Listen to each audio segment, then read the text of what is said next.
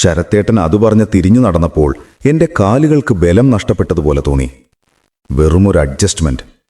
ആ വാക്കുകൾ എൻ്റെ കാതുകളിൽ അലയടിച്ചുകൊണ്ടിരുന്നു. അകത്തേക്ക് കയറിയ ശരത്തേട്ടൻ അച്ഛനോട് എന്തോ പറയുന്നത് കണ്ടു. അച്ഛൻ ആശ്വാസത്തോടെ നെഞ്ചിൽ കൈവയ്ക്കുന്നു. ശരത്തേട്ടൻ്റെ അച്ഛൻ്റെ മുഖത്ത് ദേഷ്യം കുറഞ്ഞിട്ടില്ലെങ്കിലും കല്യാണം മുടങ്ങില്ല എന്ന ആശ്വാസം ആ മുഖത്തും കാണാമായിരുന്നു.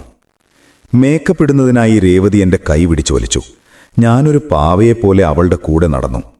മുറിയിലേക്ക് കയറുമ്പോൾ കട്ടിലിൽ ചേച്ചിയുടെ സാരിയും ആഭരണങ്ങളും കിടക്കുന്നുണ്ടായിരുന്നു. ബ്യൂട്ടീഷ്യൻ ചേച്ചി എന്നെ കണ്ടതും അമ്പരന്നുപോയി. ഇതേതാ ഈ കുട്ടി? മീരയുടെ വിവാഹമല്ലേ?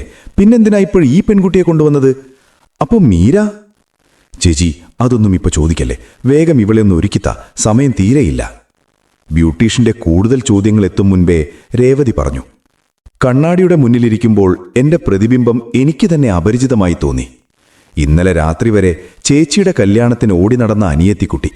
എന്നാൽ ഇന്ന് ചേച്ചിക്ക് വേണ്ടി മാറ്റിവെച്ച പട്ടുസാരിയും ആഭരണങ്ങളും അണിയാൻ പോകുന്ന വധു. ഓർത്തിട്ട് എന്തോ പോലെ. മേക്കപ്പ് ഇടുമ്പോഴും എൻ്റെ മനസ്സ് ആകെ ശൂന്യമായിരുന്നു. കണ്ണുകൾ നിറഞ്ഞൊഴുകാതിരിക്കാൻ ഞാൻ ഒത്തിരി പാടുപെട്ടു. ചേച്ചിയുടെ ബ്ലൗസ് എനിക്ക് അല്പം അയവുള്ളതായിരുന്നു. സേഫ്റ്റി പിൻ വെച്ച് അഡ്ജസ്റ്റ് ചെയ്യുമ്പോൾ രേവതിയുടെ കൈ വിറയ്ക്കുന്നുണ്ടായിരുന്നു. മായേ, നീ ഓക്കെ ആണോടി? രേവതി എൻ്റെ തോളിൽ തൊട്ട് ചോദിച്ചു. അവളുടെ ശബ്ദത്തിൽ നല്ല പേടിയുണ്ട്. ഞാൻ കണ്ണാടിയിലൂടെ അവളെ നോക്കി ഒന്ന് ചിരിക്കാൻ ശ്രമിച്ചു. പക്ഷെ ചുണ്ടുകൾ അനങ്ങിയില്ല. ഓക്കെയാണ്. ആ നിമിഷത്തിൽ ഞാനും സ്വയം വിശ്വസിപ്പിക്കാൻ ശ്രമിച്ചു. മിനിറ്റുകൾക്ക് ശേഷം കണ്ണാടിയിൽ തെളിഞ്ഞ രൂപം എൻ്റേതാണെന്ന് വിശ്വസിക്കാൻ എനിക്ക് പ്രയാസം തോന്നി. കടും ചുവപ്പ് പട്ടുസാരി, നിറയെ ആഭരണങ്ങൾ, തലയിൽ മുല്ലപ്പൂവ്, പിന്നെയും എന്തൊക്കെയോ ശരീരമാകെ ധരിപ്പിച്ചിരിക്കുന്നു. മീരച്ചേച്ചിക്ക് വേണ്ടി വാങ്ങിയ സാരിയാണ്. മീരച്ചേച്ചിക്ക് വേണ്ടി പണിയിച്ച ആഭരണങ്ങളാണ്. മീരച്ചേച്ചിയുടെ ചെക്കനാണ്. എത്രയൊക്കെ തടുക്കാൻ ശ്രമിച്ചിട്ടും എൻ്റെ മനസ്സ് പല ആവർത്തി അതുരുവിട്ടു. മുറിയിലേക്ക് അമ്മ കയറി വന്നു. അമ്മയുടെ കണ്ണ് കരഞ്ഞു വിങ്ങിയിട്ടുണ്ട്. ആ എന്നെ കണ്ടതും അമ്മ വീണ്ടും വിങ്ങിപ്പൊട്ടി. എൻ്റെ കുട്ടി, നിന്റെ വിധി ഇങ്ങനെയായിപ്പോയല്ലോ. അമ്മയുടെ ആ കരച്ചിൽ കേട്ടപ്പോൾ എനിക്ക് ദേഷ്യമാണ് വന്നത്. വിധിയല്ല, ചേച്ചിയുടെ സ്വാർത്ഥതയാണ് എൻ്റെ ജീവിതം ഇങ്ങനെയൊക്കെ ആക്കിയത്. പക്ഷെ ഞാനൊന്നും പറഞ്ഞില്ല. ഇനിയൊന്നും പറഞ്ഞിട്ട് കാര്യമില്ലല്ലോ. വാ, സമയമായി, ഇറങ്ങാം. മാമൻ വന്ന് വാതിലിൽ മുട്ടി. ഞാൻ എഴുന്നേറ്റു. കാലുകൾ വിറയ്ക്കുന്നുണ്ടായിരുന്നു. പടികൾ ഇറങ്ങി താഴേക്ക് ചെല്ലുമ്പോൾ നാദസ്വരം ഉച്ചത്തിൽ കേൾക്കാം. ഓരോ പടി ഇറങ്ങുമ്പോഴും നെഞ്ചിടിപ്പ് കൂടിക്കൂടി വന്നു. ഹാൾ നിറയെ ആളുകളാണ്. നൂറുകണക്കിന് കണ്ണുകൾ എന്നെ തന്നെ നോക്കുന്നു. ബന്ധുക്കൾ, നാട്ടുകാർ, ശരത്തേട്ടൻ്റെ വീട്ടുകാർ, എല്ലാവരുടെയും കണ്ണുകൾ ചോദ്യഭാവമാണ്. കുറച്ചു മുൻപ് വരെ ചേച്ചിയെ പ്രതീക്ഷിച്ചിരുന്നവർ ഇപ്പോൾ എന്നെ കണ്ടപ്പോൾ പരസ്പരം മുഖത്തോട് മുഖം നോക്കുന്നു. പലയിടത്തുനിന്നും അടക്കിപ്പിടിച്ച സംസാരങ്ങൾ ഉയർന്നു. അല്ല, ഇത് മൂത്ത മകളല്ലല്ലോ, ഇത് ഇളയതല്ലേ? അവൾ ഒളിച്ചോടിപ്പോയി എന്ന് കേൾക്കുന്നു. അയ്യോ, കഷ്ടം തന്നെ ഈ കുട്ടിയുടെ കാര്യം. ആ വാക്കുകൾ ഓരോന്നും എൻ്റെ ചെവിയിൽ അലയടിച്ചു. അവരുടെ കണ്ണുകൾ ശരങ്ങൾ പോലെ എൻ്റെ ദേഹത്ത് തറച്ചു. ഞാൻ തലകുനിച്ചു നടന്നു. മണ്ഡപത്തിൽ ശരത്തേട്ടൻ ഇരിക്കുന്നുണ്ട്. നേരത്തെ കണ്ട ദേഷ്യം ഇപ്പോഴും ആ മുഖത്തുണ്ട്. എന്നെ ഒന്ന് തിരിഞ്ഞു നോക്കാൻ പോലും പുള്ളി തയ്യാറായില്ല. ഞാൻ ശരത്തേട്ടൻ്റെ വലതുവശത്തായി പോയിരുന്നു. പൂജാരി എന്തൊക്കെയോ മന്ത്രങ്ങൾ ചൊല്ലുന്നുണ്ട്. ഹോമകുണ്ടത്തിൽ തീ ആളിക്കത്തുന്നു. ആ ചൂട് എൻ്റെ മുഖത്തേക്ക് അടിച്ചപ്പോൾ ഉള്ളൊന്ന് പിടഞ്ഞു. കൈ നീട്ടു, പൂജാരി പറഞ്ഞു. ഞാൻ വിറയ്ക്കുന്ന കൈകൾ നീട്ടി. ശരത്തേട്ടൻ്റെ കൈ എൻ്റെ കയ്യിൽ തൊട്ടു. മഞ്ഞൾ പുരണ്ട തണുത്ത കൈകൾ. അപ്പോഴും ശരത്തേട്ടൻ എൻ്റെ മുഖത്തേക്ക് നോക്കിയില്ല. ആ കണ്ണുകൾ എങ്ങോട്ടേക്കെന്നില്ലാതെ അലയുകയായിരുന്നു. ഒരുപക്ഷെ ഈ നിമിഷം മണ്ഡപത്തിലിരിക്കേണ്ടിയിരുന്ന എൻ്റെ ചേച്ചിയെ മനസ്സിൽ ശപിക്കുകയാവാം.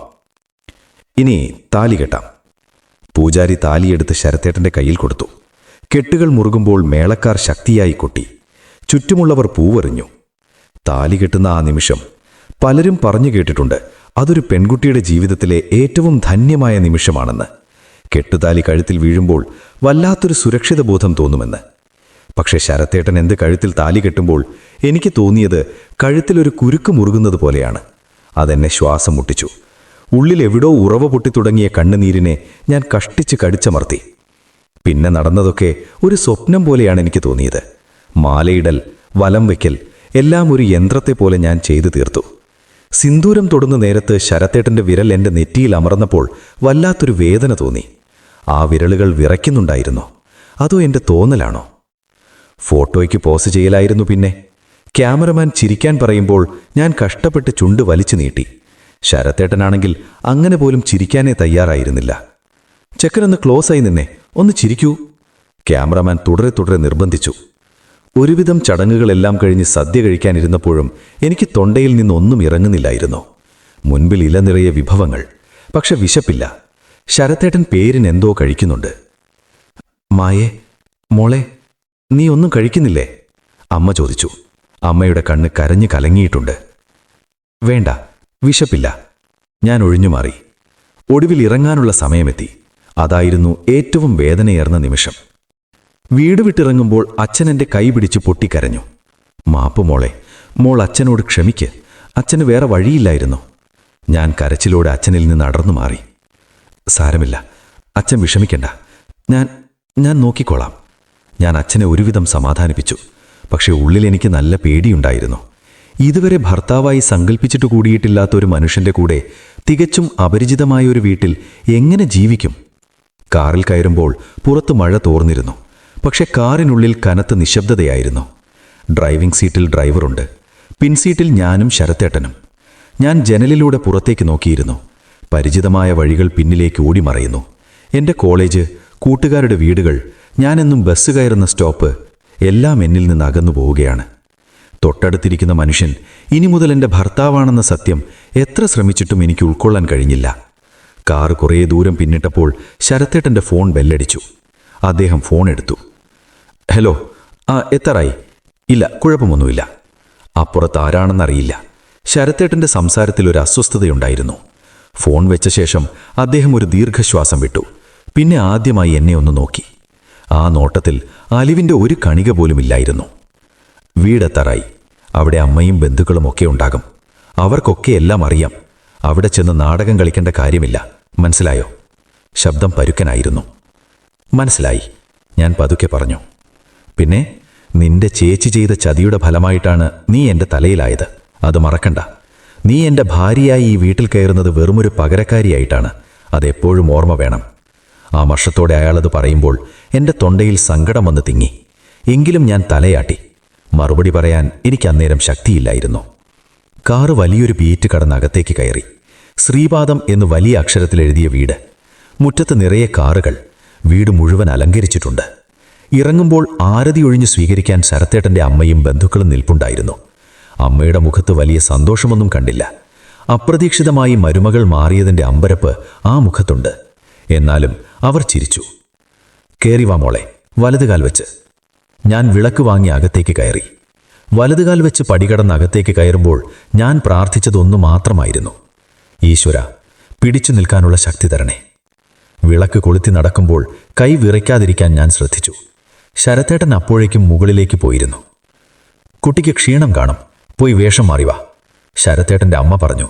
ശബ്ദത്തിൽ വലിയ സ്നേഹമൊന്നുമില്ല, ഒരു ഔപചാരികത മാത്രം. ഞാൻ തലയാട്ടി. കാണിച്ചു തന്ന മുറിയിലേക്ക് ഞാൻ നടന്നു. അത് ശരത്തേട്ടൻ്റെ മുറിയാണ്. വാതിൽ തുറന്ന് അകത്തേക്ക് കയറിയപ്പോൾ കണ്ടത് ജനലിനരികിൽ പുറത്തേക്ക് നോക്കി നിൽക്കുന്ന ശരത്തേട്ടനെയാണ്. ആണ് ഡ്രസ്സ് മാറ്റിയിട്ടില്ല. ഞാൻ അകത്ത് കയറി വാതിൽ ചാരി. ശബ്ദം കേട്ട് ശരത്തേട്ടൻ തിരിഞ്ഞു നോക്കി. നിന്നോട് ആര് പറഞ്ഞു ഇങ്ങോട്ട് കെട്ടിയെടുക്കാൻ? അപ്രതീക്ഷിതമായ ആ ചോദ്യം കേട്ട് ഞാൻ ഞെട്ടിപ്പോയി. അത് അമ്മ പറഞ്ഞു. അമ്മ പറഞ്ഞോട്ടെ, പക്ഷേ ഇതെൻ്റെ മുറിയാണ്. എന്ന് വെച്ചാൽ എൻ്റെ പ്രൈവറ്റ് സ്പേസ്. നീ ഇവിടേക്ക് വരാൻ പാടില്ല. ആൾ എൻ്റെ അടുത്തേക്ക് വന്നു. നിനക്കപ്പുറത്തെ ഗസ്റ്റ് റൂമിൽ കിടക്കാം. ഇന്നു മുതൽ, അല്ല ഇനി എപ്പോഴും നീ അവിടെയാണ് കിടക്കുന്നത്. ഈ റൂമിലും എൻ്റെ ജീവിതത്തിലും മീരയ്ക്ക് മാത്രമേ അവകാശമുണ്ടായിരുന്നുള്ളൂ. അവൾ ചതിച്ചെന്ന് കരുതി ഏതെങ്കിലും ഒരു ഒത്തിക്ക് ആ സ്ഥാനം പതിച്ചു കൊടുക്കാൻ ഞാൻ ഉദ്ദേശിച്ചിട്ടില്ല. അതുകൊണ്ട് എൻ്റെ കൺമുന്നിൽ നിന്ന് പോകുന്നതാവും നിനക്ക് നല്ലത്. അത് പറഞ്ഞു നിർത്തിയിട്ട് എന്നെ ഒന്ന് നോക്കി. ആ കണ്ണിലെ കൂടിക്കൂടി വരുന്ന വെറുപ്പ് എന്നെ ഭയപ്പെടുത്തി. എന്തു നോക്കി നിൽക്കുവാണ്? പോയിക്കൂടെ? എൻ്റെ നിശബ്ദത കണ്ട് ശരത്തേട്ടൻ അലറി. ഞാൻ പേടിച്ചു വിറച്ചുപോയി. വെപ്രാളത്തിൽ വേഗം മുറിവിട്ട് പുറത്തിറങ്ങി. വാതിൽ വലിയൊരു ശബ്ദത്തോടെ എൻ്റെ മുഖത്തിന് നേരെ അടഞ്ഞു.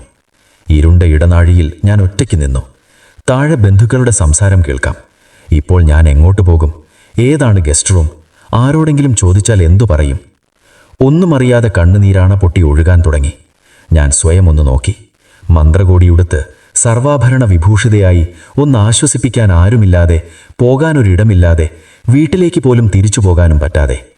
എന്തൊരു വിധിയാണിത്! ഇതൊക്കെ എവിടെ ചെന്ന് അവസാനിക്കും? ഉത്തരമില്ലാത്ത ഒരുപാട് ചോദ്യങ്ങൾ എന്നെ ശ്വാസം മുട്ടിച്ചു. ഞാൻ തളർച്ചയോടെ ഭിത്തിയിൽ ചാരി പതുക്കെ താഴേക്ക് ഊർന്നിരുന്നു.